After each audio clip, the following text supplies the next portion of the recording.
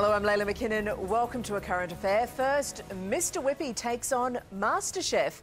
TV's George Calombaris is accused of stealing the iconic ice cream's name. And the court case is becoming as curly as the signature dessert. It's the food fight headed for court. Good morning, this is Mr Whippy. We're hoping for brilliant desserts. How would you describe what George has done? I think it's disgraceful. Mr Whippy versus celebrity Masterchef George Calombaris. This is really a case of misleading and deceptive conduct. We own the Mr Whippy brand. We paid money for it. We have to protect our brand. Stan Gordon is Mr Whippy. Bought the ice cream name 12 years ago. He says multiple restaurateur George has ripped off the name, Mr Whippy, for gain. This is where it all began, George Calombaris' St Catherine's restaurant, the venue with the offending menu. On it, a $9.50 dessert called Mr Whippy.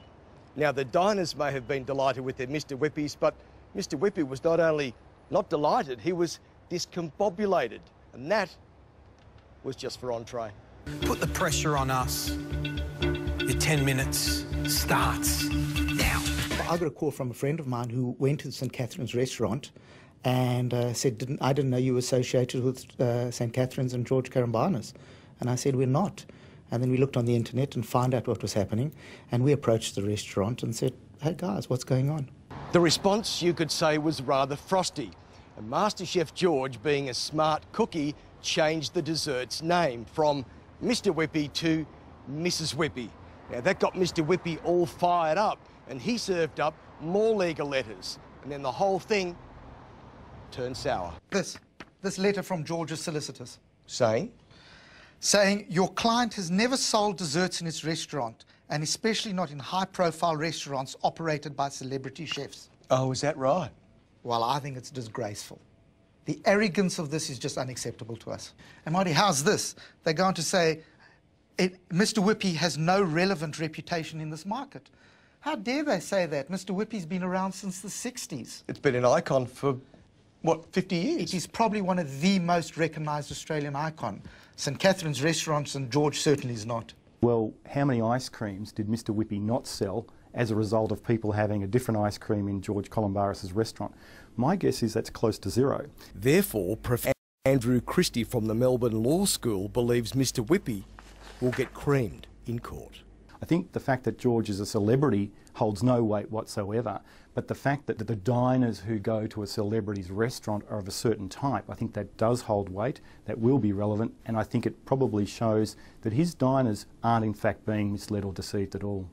Now, the Federal Magistrates Court will decide who gets their just desserts, Mr Whippy or MasterChef George. He might have a big name, but he's a human being like I am. And I have rights and I have a business to run. And I don't care who it is. We will take them on if anybody infringes our trademarks. So tell me this, Stan. If George had come to you and said, can I use Mr Whippy on my dessert menu, in the first place, what would you have said? Absolutely. All I would have asked is I would have said, George, shout me lunch once a month. We would have had a handshake. I'm a man of my word. Everybody's in. It needs to be fair. So it would never have come to this? Absolutely not at all. All he had to do was pick up the phone. And be nice. And be humble. And Stan admits he's an ice cream salesman and not a lawyer. But even so, he's supremely confident beating George in court.